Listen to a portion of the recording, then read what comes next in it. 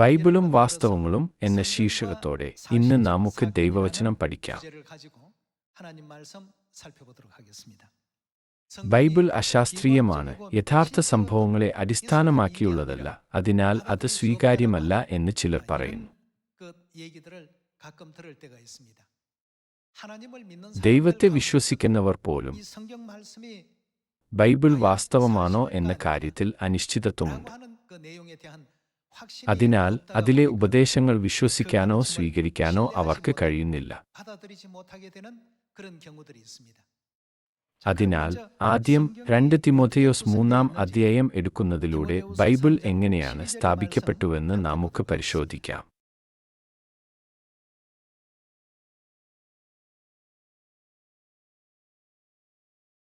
എന്നാൽ ക്രിസ്തുയേശുവിൽ ഭക്തിയോടെ ജീവിപ്പാൻ മനസ്സുള്ളവർക്ക് എല്ലാം ഉപദ്രവമുണ്ടാകും. ദുഷ്ടമനുഷ്യരും മായാവികളും വഞ്ചിച്ചും വഞ്ചിക്കപ്പെട്ടുംകൊണ്ട് മേൽക്കുമേൽ ദോഷത്തിൽ മുതിർന്നുവരും. നീയോ ഇന്നവരോട് പഠിച്ചു എന്ന് ഓർക്കുകയും ക്രിസ്തുയേശുവിങ്കലുള്ള വിശ്വാസത്താൽ നിന്നെ രക്ഷയ്ക്കു ജ്ഞാനിയാക്കുവാൻ മതിയായ തിരുവെഴുത്തുകളെ ബാല്യം മുതൽ അറിയുകയും ചെയ്യുന്നതുകൊണ്ട് നീ പഠിച്ചും നിശ്ചയം പ്രാപിച്ചും ഇരിക്കുന്നതിൽ നിലനിൽക്ക. എല്ലാ തിരുവെഴുത്തും എന്താണ് ഇവിടെ പറയുന്നത്? ദൈവശ്വാസീയമാകയാൽ ദൈവം പരിശുദ്ധാത്മാവിനെ ചാരിയുകയും അതിനെ സൃഷ്ടിക്കുകയും ചെയ്തു.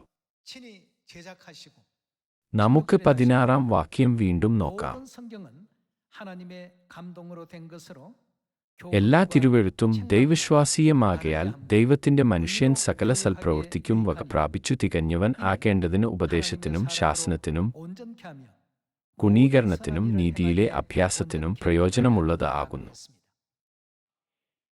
എല്ലാവരോടുമായി ആരാണ് ബൈബിൾ എഴുതിയത്? ബൈബിൾ എഴുതപ്പെട്ടത് ദൈവത്തിന്റെ പരിശുദ്ധാത്മനിയോഗം പ്രാപിച്ച ആളുകളാണെന്ന് ഇത് വ്യക്തമായി നമ്മെ പഠിപ്പിക്കുന്നു. അങ്ങനെയെങ്കിൽ ഉൽപ്പത്തി മുതൽ വെളിപ്പാട് വരെയുള്ള പുസ്തകങ്ങളെല്ലാം വ്യത്യസ്ത യുഗങ്ങളിലാണ് എഴുതപ്പെട്ടത്. ചിലതൊക്കെ ഒരേ സമയത്താണ് എഴുതപ്പെട്ടതെങ്കിലും അവയിൽ മിക്കതും അങ്ങനെയല്ല. ദൈവം വളരെക്കാലമായി എഴുതിയ ഈ ഉള്ളടക്കങ്ങളെല്ലാം ഏകീകൃത പ്രവചനങ്ങളാണ്.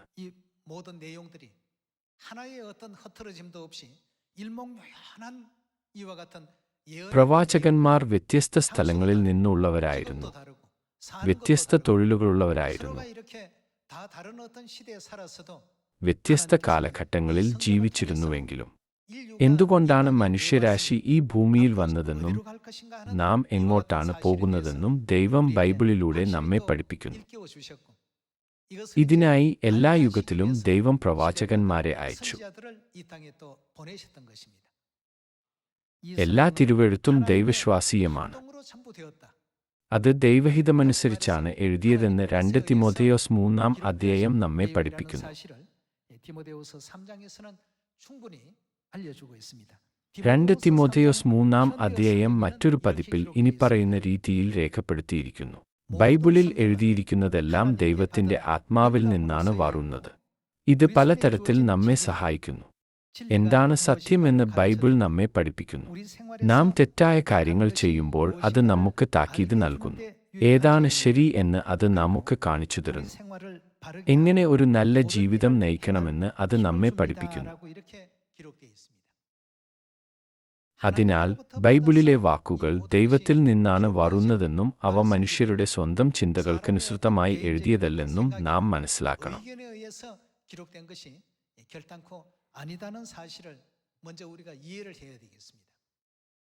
പുതിയ നിയമത്തിലെ പ്രവൃത്തികളോ ലേഖനങ്ങളോ ആളുകൾ വായിക്കുമ്പോൾ ഇത് പൗലോസ് എഴുതിയ ഒരു കത്ത് മാത്രമല്ലേ എന്ന് അവർ ചോദിക്കുന്നു. ബൈബിൾ മനുഷ്യരാൽ എഴുതപ്പെട്ടതാണെന്ന ഒരു തെറ്റിദ്ധാരണയുണ്ട്. പക്ഷേ ആദ്യ പേജ് മുതൽ അവസാന പേജ് വരെ, ആദ്യം മുതൽ അന്ത്യം വരെ കാണുന്ന ദൈവം ഈ വചനങ്ങളെല്ലാം മനുഷ്യരാശിയുടെ രക്ഷയ്ക്കായി ബൈബിളിൽ ഉൾപ്പെടുത്തി. നാം ഇത് വിശ്വസിക്കണം. അതിനാൽ നാം എന്താണ് ചെയ്യേണ്ടത്? അതിൽ രക്ഷയ്ക്കുള്ള ദൈവഹിതം അടങ്ങിയിരിക്കുന്നതിനാൽ ഒരിക്കലും അതിൽ കൂട്ടിച്ചേർക്കുവാനോ അതിൽ നിന്നും എന്തെങ്കിലും നീക്കിക്കളയുകയോ ചെയ്യരുത്. ചരിത്രത്തിലൂടെയോ പ്രവചനങ്ങളിലൂടെയോ ലേഖനങ്ങളിലൂടെയോ ബൈബിൾ ദൈവഹിതം വെളിപ്പെടുത്തുന്നു.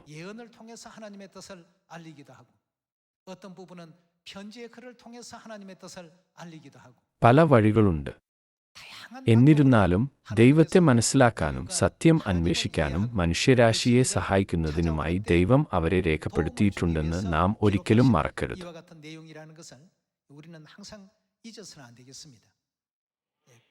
എന്നിരുന്നാലും ആളുകൾ ഈ രീതിയിൽ ചിന്തിക്കുന്നില്ല, മറിച്ച് ഇത് മനുഷ്യർ എഴുതിയ ഒരു വാക്യം മാത്രമാണ് എന്ന് ചിന്തിക്കുന്നു.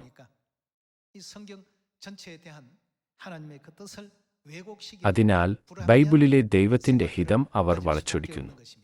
ഇക്കാരണത്താൽ കാലക്രമേണ യൂറോപ്പിലായാലും വടക്കേ അമേരിക്കയിലായാലും തെക്കേ അമേരിക്കയിലായാലും ലോകമെമ്പാടുമുള്ള എല്ലാ രാജ്യങ്ങളിലും ക്രിസ്തുമതം ക്ഷയിക്കുകയും ദൈവത്തിന്റെ ജീവന്റെ വചനം കൂടുതൽ കൂടുതൽ അപ്രത്യക്ഷമാവുകയും ചെയ്യുന്നു. ഇത് ഒരു പരിതാപകരമായ അവസ്ഥയാണ്. നമുക്ക് 2 പത്രോസ് 3:14 നോക്കാം.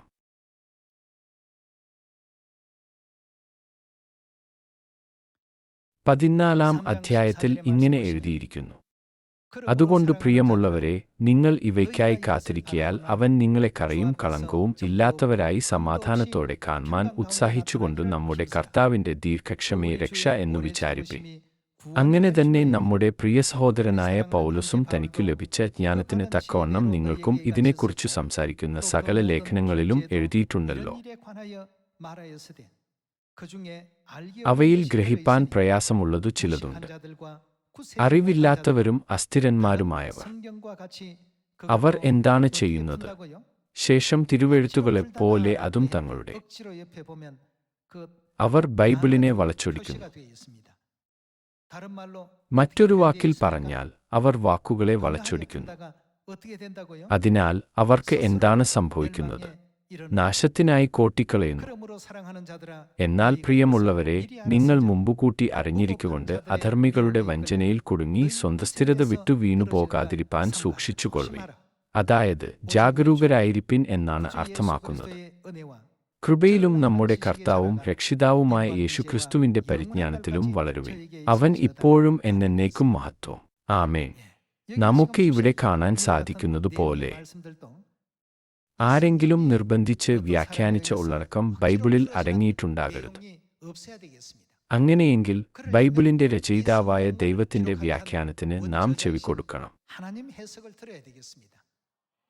മീഖ 4-ാം അന്ത്യനാളുകളിൽ താൻ എന്തു ചെയ്യുമെന്നാണ് ദൈവം പറയുന്നത്.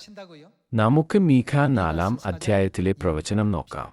മീഖ 4-1 ഇങ്ങനെ പറയുന്നു: അന്ത്യകാലത്ത് യഹോവയുടെ ആലയം ഉള്ള പർവ്വതം പർവ്വതങ്ങളുടെ ശിഖരത്തിൽ സ്ഥാപിതവും കുന്നുകൾക്കു മീതെ ഉന്നതവുമായിരിക്കും. ജാതികൾ അതിലേക്ക് ഒഴുകിച്ചെല്ലും, അനേകവംശങ്ങളും ചെന്ന് വരുവിൻ. നമുക്കു യഹോവയുടെ പർവ്വതത്തിലേക്കും യാക്കോബിൻ ദൈവത്തിന്റെ ആലയത്തിലേക്കും കയറിച്ചെല്ലാം. അവൻ നമുക്ക് തന്റെ വഴികളെ ഉപദേശിച്ചു തരികയും നാം അവന്റെ പാതകളിൽ നടക്കുകയും ചെയ്യും എന്നു പറയും. സിയോനിൽ നിന്ന് ഉപദേശവും യെരൂശലേമിൽ നിന്നു യഹോവയുടെ വചനവും പുറപ്പെടും. അനേകവംശങ്ങളും ചെന്ന് വരുവിൻ. നമുക്കു യഹോവയുടെ പർവ്വതത്തിലേക്കും യാക്കോബിൻ ദൈവത്തിന്റെ ആലയത്തിലേക്കും കയറിച്ചെല്ലാം. അവൻ നമുക്കു അവിടുന്ന് എന്താണ് ചെയ്യുന്നത്? തന്റെ വഴികളെ ഉപദേശിച്ചു തരികയും നാം. ഇത് എപ്പോഴാണ് സംഭവിക്കുന്നത്? അവസാന നാളുകളിൽ ദൈവം അവിടുത്തെ വഴികൾ നമ്മെ പഠിപ്പിക്കും. അവന്റെ പാതകളിൽ നടക്കുകയും ചെയ്യും എന്നു പറയും. നാം പുതിയ ഉപദേശങ്ങൾ സൃഷ്ടിക്കുന്നില്ല. ദൈവവചനങ്ങളെ വളച്ചൊടിക്കുന്നത് തെറ്റാണെന്ന് ബൈബിൾ നമ്മെ പഠിപ്പിക്കുന്നു. നമുക്ക് 2-ാം വാക്യം വീണ്ടും നോക്കാം. ഇവിടെ ഇങ്ങനെയാണ് പറയുന്നത്: സിയോനിൽ നിന്ന് ഉപദേശവും യെരൂശലേമിൽ നിന്നു യഹോവയുടെ വചനവും പുറപ്പെടും. അവസാന നാളുകളിൽ നാം ദൈവത്തിൽ നിന്ന് പഠിക്കണം. തന്നെ കാത്തിരിക്കുന്നവരുടെ അടുക്കൽ രണ്ടാമതും വരുമെന്ന് എബ്രായർ 9-ാം എഴുതിയിരിക്കുന്നത് ഇതുകൊണ്ടല്ലേ? അങ്ങനെയെങ്കിൽ രണ്ടാമതും വന്ന ദൈവം എങ്ങനെയാണ് ബൈബിളിന്റെ അധികാരത്തെക്കുറിച്ച് വിശദീകരിച്ചത്? ബൈബിൾ കെട്ടിച്ചമയ്ക്കപ്പെട്ട ഒന്നല്ല, മറിച്ച് പൂർത്തീകരിക്കപ്പെടേണ്ട കാര്യങ്ങളുടെ വാസ്തവപരമായ വിവരണമാണ്. ഞാൻ ബൈബിളിന്റെ അധികാരം അംഗീകരിക്കുന്നു എന്ന് ജനങ്ങൾ പറയുന്നു, എങ്കിലും അവർ ബൈബിളിൽ പരാമർശിച്ചിരിക്കുന്ന പെസഹ ആചരിക്കുന്നില്ല, ശരിയല്ലേ? അവർ ശബ്ബത്ത് ആചരിക്കുന്നുണ്ടോ? ഇല്ല. ഈ ജനം അധരം കൊണ്ട് എന്നെ ബഹുമാനിക്കുന്നു, എന്നാൽ അവരുടെ ഹൃദയം എന്നിൽ നിന്ന് വളരെ ദൂരെയാണ്. അധർമ്മം പ്രവർത്തിക്കുന്നവരെ എന്നെ വിട്ടുപോകുവിൻ എന്ന് യേശു അവരെക്കുറിച്ച് പറഞ്ഞില്ലേ? നാം ബൈബിൾ വിശ്വസിക്കണം എന്ന് അവർ അധരം കൊണ്ട് പറയുന്നു, പക്ഷേ അവർ അത് വിശ്വസിക്കുന്നില്ല. എന്നിരുന്നാലും നാം അവരെ പോലെ ആയിരിക്കരുത്. സ്വർഗത്തിലേക്കുള്ള വഴി തുറക്കുവാനും നമ്മുടെ എല്ലാ തെറ്റായ പ്രവൃത്തികളും തിരുത്തുവാനും നമ്മെ രക്ഷയിലേക്ക് നയിക്കുവാനും ദൈവം നമുക്ക് ബൈബിൾ നൽകി. ഇതിനുവേണ്ടിയല്ലേ ദൈവം നമുക്ക് ബൈബിൾ നൽകിയത്? അങ്ങനെയെങ്കിൽ ബൈബിൾ വാസ്തവമാണെന്ന് നമുക്ക് ആദ്യം സ്ഥിരീകരിക്കാം. നമുക്ക് ഇയ്യോബ് 26-ാം അധ്യായത്തിലേക്ക് പോകാം. ഇയ്യോബ് 26-ാം അധ്യായം 7-ാം വാക്യത്തിൽ ഇങ്ങനെ എഴുതിയിരിക്കുന്നു: ഉത്തരദിക്കിനെ അവൻ ശൂന്യത്തിന്മേൽ വിരിക്കുന്നു, ഭൂമിയെ. ഇവിടെ ഭൂമി എന്നത് ഭൂമി എന്ന ഗൃഹത്തെ സൂചിപ്പിക്കുന്നു. അവിടുന്ന് ഭൂമിയെ എവിടെയാണ് തൂക്കിയിരിക്കുന്നത്? നാസ്തിത്വത്തിന്മേൽ തൂക്കുന്നു. ശൂന്യതയിന്മേൽ ഭൂമിയെ തൂക്കിയിരിക്കുന്നു എന്നതാണ് ഇവിടെ ഏറ്റവും പ്രധാനപ്പെട്ട കാര്യം.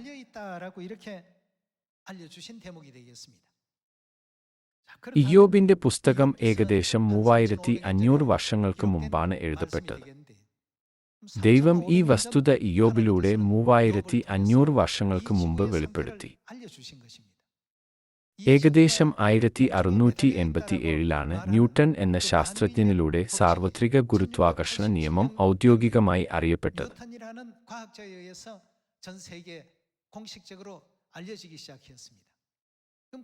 അങ്ങനെയെങ്കിൽ ആ സമയത്തിനു മുമ്പ് ജനങ്ങൾ ഭൂമിയെക്കുറിച്ച് എന്താണ് ചിന്തിച്ചിരുന്നത്?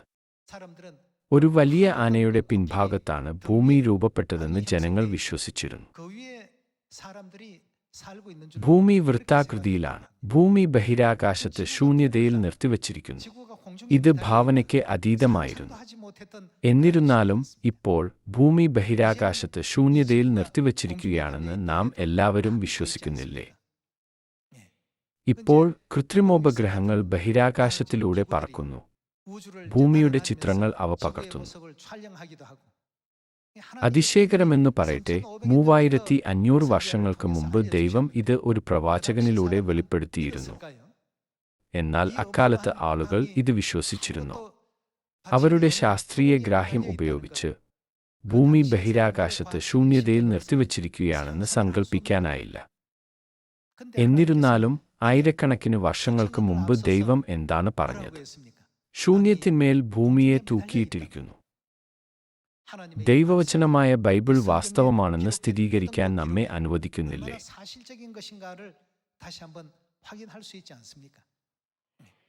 ബൈബിൾ ശാസ്ത്രത്തിന് മുമ്പുള്ളതിനാൽ നമ്മുടെ പരിമിതമായ ഗ്രാഹ്യത്താൽ നമുക്ക് ദൈവഹിതം മനസ്സിലാക്കാൻ കഴിയില്ല. അതുകൊണ്ടാണ് അക്കാലത്ത് ആളുകൾക്ക് സത്യം അംഗീകരിക്കാൻ വളരെ ബുദ്ധിമുട്ടായി അനുഭവപ്പെട്ടത്.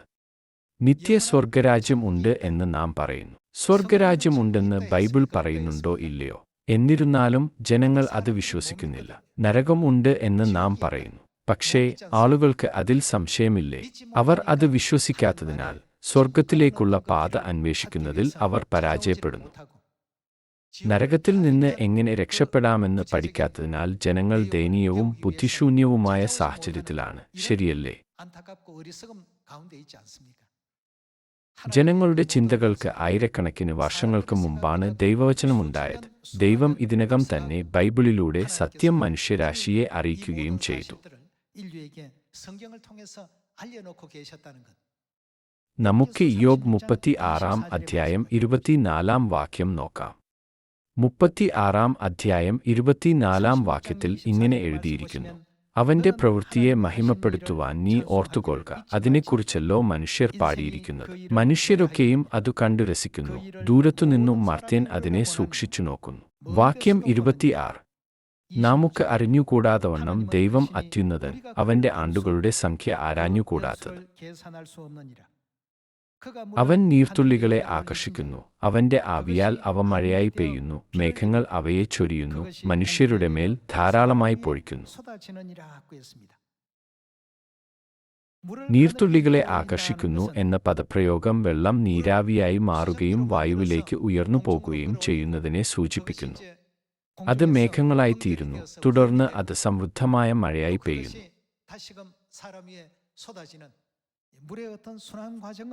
മഴ കേവലം ആകാശത്തുനിന്നു വീഴുന്ന വെള്ളമാണെന്ന് ആളുകൾ കരുതിയ ദിവസങ്ങളിൽ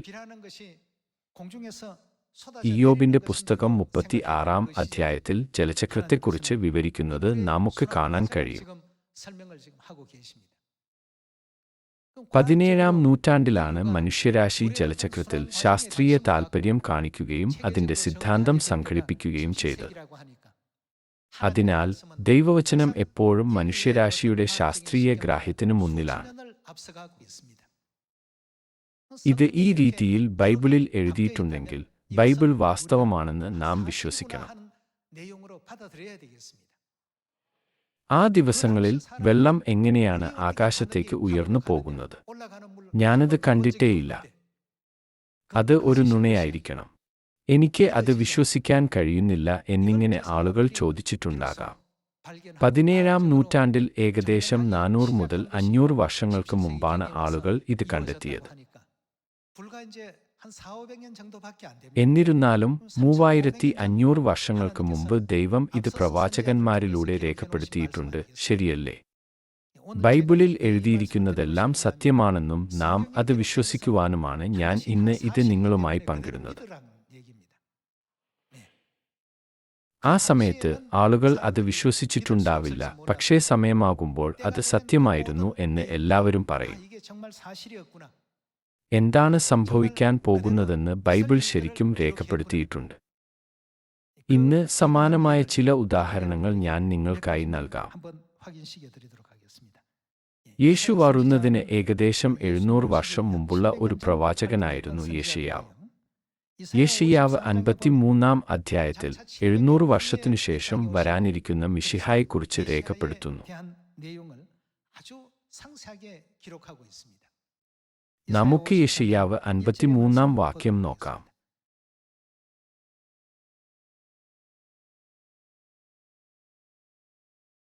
ഞങ്ങൾ കേൾപ്പിച്ചത് ആർ വിശ്വസിച്ചിരിക്കുന്നു? യഹോവയുടെ ഭുജം ആർക്കു വെളിപ്പെട്ടിരിക്കുന്നു? അവൻ ഇളയ തൈ പോലെയും വരണ്ട നിലത്തുനിന്നു വേർ മുളയ്ക്കുന്നതുപോലെയും അവന്റെ മുമ്പാകെ വളരും. അവനു രൂപഗുണം ഇല്ല, കോമളത്വം ഇല്ല, കണ്ടാൽ ആഗ്രഹിക്കത്തക്ക സൗന്ദര്യവും ഇല്ല. അവൻ മനുഷ്യരാൽ നിന്ദിക്കപ്പെട്ടു. 700 വർഷത്തിനു ശേഷം പ്രത്യക്ഷപ്പെടുന്ന ഒരു നിർദ്ദിഷ്ട വ്യക്തിയെക്കുറിച്ച് യെശയ്യാ പ്രവാചകൻ പ്രവചിക്കുകയും അവിടുന്ന് മനുഷ്യരാശിയാൽ തിരസ്കരിക്കപ്പെടുകയും ചെയ്യും. ത്യജിക്കപ്പെട്ടും വ്യസനപാത്രമായും രോഗം ശീലിച്ചവനായും ഇരുന്നു. അവനെ കാണുന്നവർ മുഖം മറച്ചുകളയത്തക്കവണ്ണം അവൻ നിന്ദിതനായിരുന്നു. നാം അവനെ ആദരിച്ചതുമില്ല. വാക്യം 4.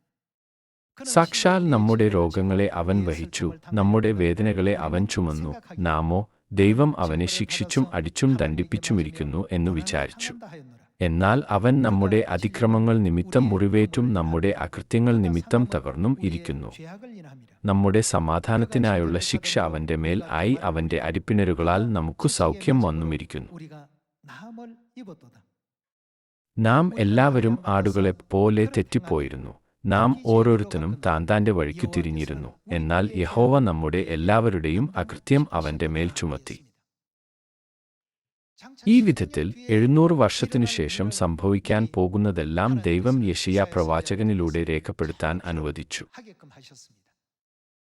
അങ്ങനെയെങ്കിൽ 700 വർഷത്തിനു ശേഷം ഈ സംഭവങ്ങൾ നടന്നു.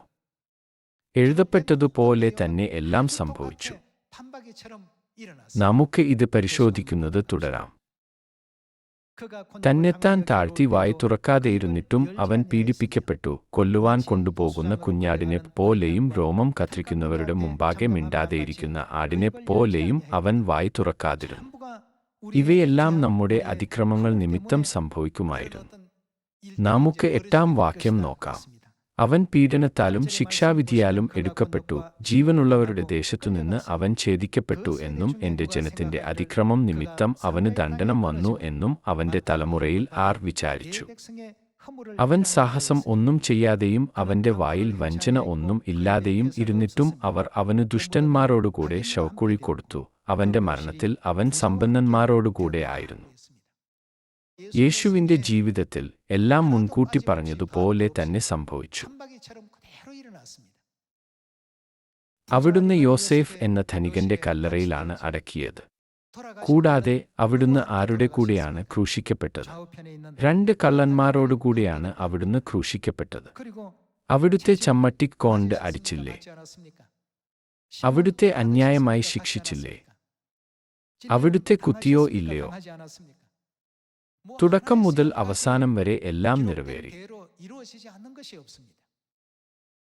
അതിനാൽ ഭാവിയിൽ നടക്കേണ്ട കാര്യങ്ങൾ പ്രവചിക്കുന്നതിനായി മുൻകൂട്ടി എഴുതിയ ദൈവത്തിന്റെ വാക്കുകൾ ബൈബിളിൽ അടങ്ങിയിട്ടുണ്ടെന്ന് നമുക്ക് സ്ഥിരീകരിക്കാൻ കഴിയും. ഈ വാക്കുകൾ സാങ്കൽപ്പികമോ മറ്റൊരാളുടെ ഭാവനയോ അല്ലെന്ന് നമുക്ക് സ്ഥിരീകരിക്കാൻ കഴിയും, ശരിയല്ലേ? അതിന്റെ സമ്പൂർണ്ണ അധികാരം ഉയർത്തിപ്പിടിച്ചുകൊണ്ട് നാം ഒരിക്കലും ബൈബിളിനോട് കൂട്ടുകയോ അതിൽ നിന്നു കുറയ്ക്കുകയോ ചെയ്യരുത്. ഇത് ദൈവത്തിന്റെ വചനമായതുകൊണ്ടാണ്. ദൈവം രക്ഷയുടെ ഓരോ പദ്ധതിയും സൃഷ്ടിച്ചു. അതിൽ 0.001% പോലും പിഴയില്ല. ഇത് ഇങ്ങനെ ആയിരിക്കണം അല്ലെങ്കിൽ അത് അങ്ങനെ ആയിരിക്കണം എന്ന് എങ്ങനെയാണ് കേവലം മനുഷ്യർക്ക് പറയാൻ സാധിക്കുക? യെശയ്യാവ് 53-ാം അധ്യായത്തിൽ എഴുതിയിരിക്കുന്നതുപോലെ യേശു ഈ വചനങ്ങൾ പൂർത്തീകരിച്ചു. നമുക്ക് മത്തായി 27-ാം അധ്യായം 57-ാം വാക്യം എടുക്കുന്നതിലൂടെ ഇത് സ്ഥിരീകരിക്കാം.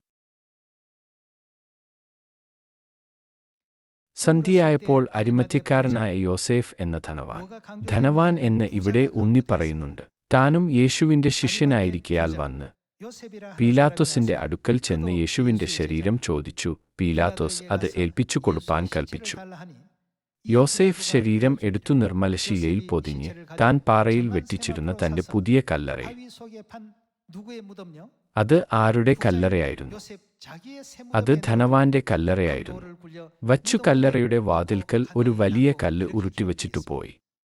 യെശയ്യാവ് 53-ാം അധ്യായത്തിൽ രേഖപ്പെടുത്തിയിരിക്കുന്ന പ്രവചനം 700 വർഷത്തിനുശേഷം പൂർത്തീകരിക്കപ്പെട്ടോ? അതെ, പൂർത്തീകരിക്കപ്പെട്ടു.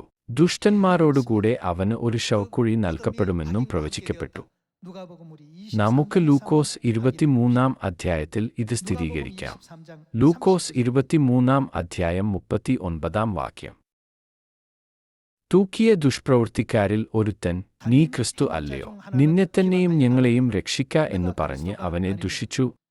മറ്റോനോ അവനെ ശാസിച്ചു, സമശിക്ഷാവിധിയിൽ തന്നെ ആയിട്ടും നീ ദൈവത്തെ ഭയപ്പെടുന്നില്ലയോ?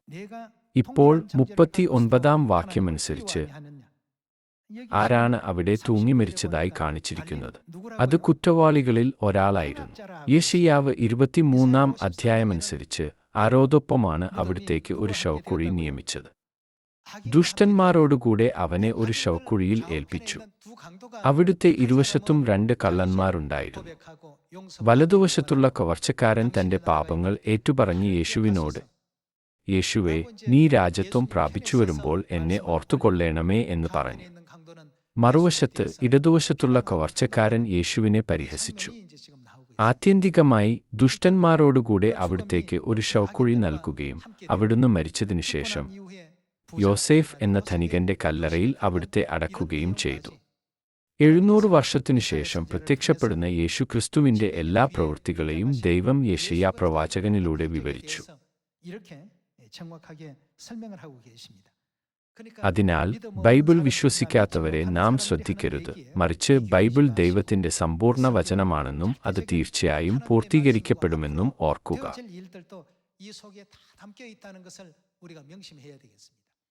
ഭൂമി ശൂന്യതയിൽ നിർത്തിവച്ചിരിക്കുകയാണെന്ന് 3500 വർഷങ്ങൾക്ക് മുമ്പ് ആളുകൾക്ക് അറിയാമായിരുന്നുവെങ്കിൽ അവർ പരിഭ്രാന്തരാകുമായിരുന്നു. എന്നിരുന്നാലും ഭൂമി ശൂന്യതയിൽ നിർത്തിവച്ചിരിക്കുന്നുവെന്ന് ശാസ്ത്രം തെളിയിച്ചതുപോലെ താമസിയാതെ സ്വർഗവും നരകവും യഥാർത്ഥത്തിൽ പ്രത്യക്ഷപ്പെടുന്നുണ്ടെന്ന് നമ്മുടെ സ്വന്തം കണ്ണുകളാൽ കാണാൻ ദൈവം നമ്മെ അനുവദിക്കും. ഒരു വ്യക്തി പോലും നരകത്തിൽ പ്രവേശിക്കില്ലെന്ന് ഞാൻ പ്രതീക്ഷിക്കുന്നു. ഈയിടെയായി കാലാവസ്ഥ വളരെ ചൂടാണ്. അത് വേദനാജനകമല്ലേ? ഉയർന്ന താപനില കാരണം ദൈനംദിന ജീവിതം ബുദ്ധിമുട്ടായി.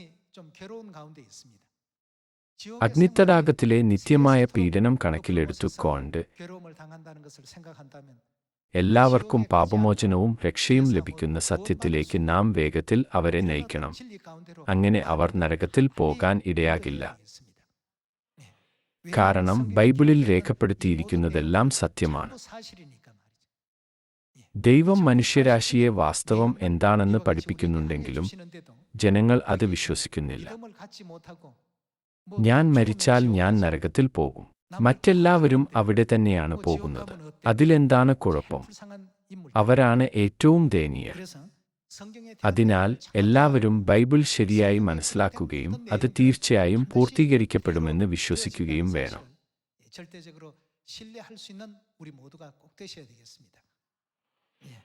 നമുക്ക് യോഹന്നാൻ 19 അധ്യായത്തിലേക്ക് പോകാം. യേശുവിനെ കുത്തുമെന്ന് പ്രസ്താവിക്കുന്ന യെശയ്യാവ് 53 അധ്യായത്തിലെ പ്രവചനവും പൂർത്തീകരിക്കപ്പെട്ടു.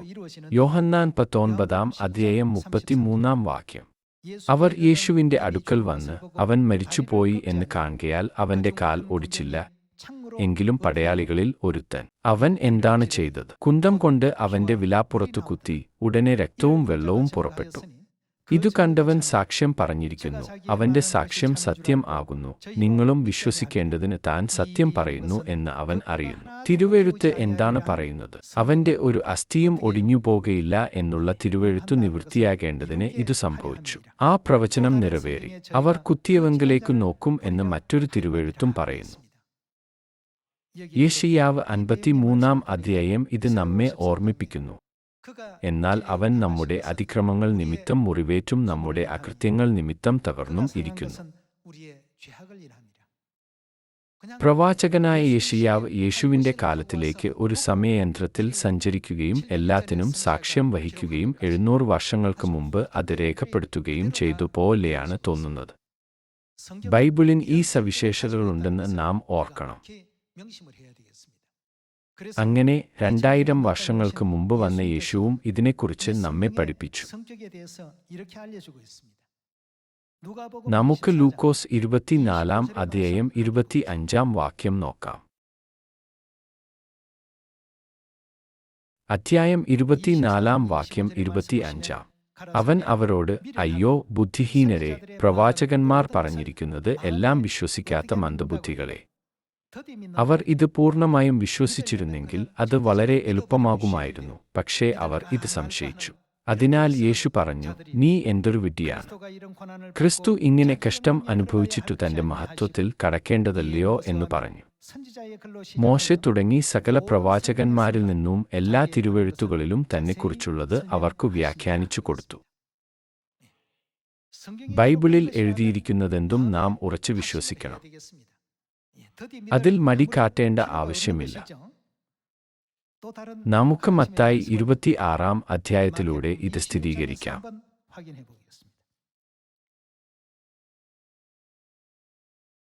നമുക്ക് മത്തായി 26 അധ്യായം 51 വാക്യം നോക്കാം. അപ്പോൾ യേശുവിനോടുകൂടെ ഉള്ളവരിൽ ഒരുവൻ കൈനീട്ടി വാൾ ഊരി മഹാപുരോഹിതന്റെ ദാസനെ വെട്ടി അവന്റെ കാത് അറുത്തു. യേശു അവനോട്, വാൾ ഉറയിൽ ഇടുക. വാൾ എടുക്കുന്നവരൊക്കെയും വാളാൽ നശിച്ചു പോകും. എന്റെ പിതാവിനോട് ഇപ്പോൾ തന്നെ 12 ലെഗ്യോനിലും അധികം ദൂതന്മാരെ എന്റെ അരികെ നിർത്തേണ്ടതിന് എനിക്ക് അപേക്ഷിച്ചുകൂടാ എന്ന് തോന്നുന്നുവോ? എന്നാൽ ഇങ്ങനെ സംഭവിക്കണം എന്നുള്ള തിരുവെഴുത്തുകൾക്ക് എങ്ങനെ നിവൃത്തി വരും എന്ന് പറഞ്ഞു. ബൈബിളിനെക്കുറിച്ച് യേശു എന്താണ് പറഞ്ഞത്? ബൈബിളിൽ എഴുതിയിരിക്കുന്നതെല്ലാം ദൈവത്തിന്റെ ആത്മാവിൽ നിന്നാണ് വരുന്നതെന്നും അത് തീർച്ചയായും നിറവേറുമെന്നും അവിടുന്ന് അംഗീകരിച്ചില്ലേ?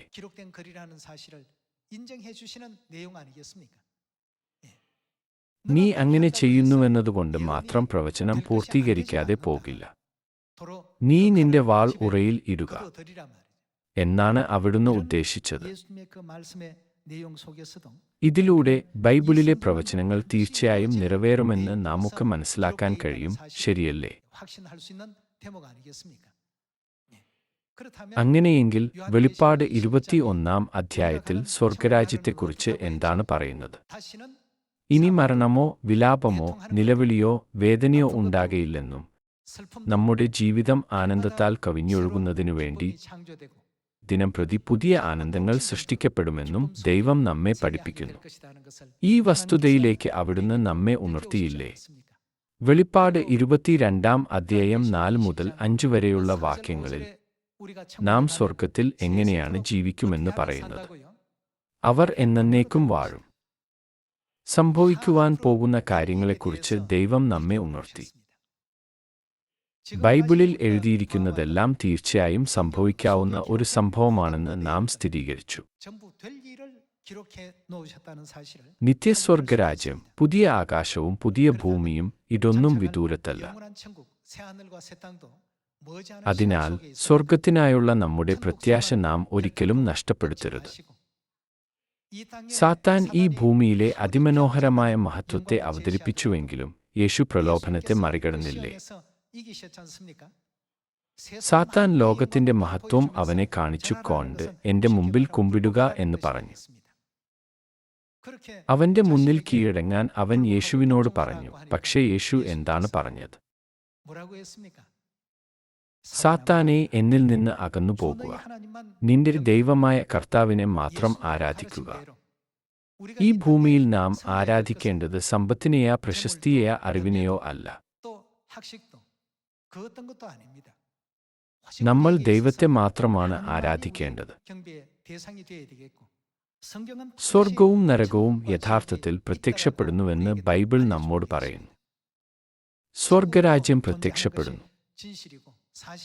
നരകത്തിന്റെ കാര്യവും അങ്ങനെ തന്നെ.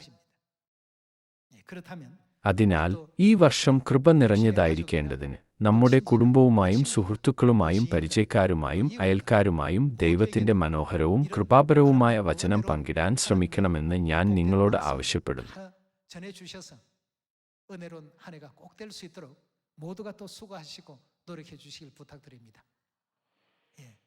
വിവിധ വെല്ലുവിളികൾക്കിടയിലും വിശ്വാസം കാത്തുസൂക്ഷിക്കുന്ന നമ്മുടെ സിയോൻ കുടുംബാംഗങ്ങളെ നമുക്ക് ശക്തമായി തുടരാം. നിങ്ങളിൽ ഓരോരുത്തരോടും സ്വർഗത്തിന്റെ മക്കളാകുവാൻ ആത്മാർത്ഥമായി ആവശ്യപ്പെട്ടുകൊണ്ട് ഇന്നത്തെ പ്രബോധനം അവസാനിപ്പിക്കുവാൻ ഞാൻ ആഗ്രഹിക്കുന്നു. നന്ദി.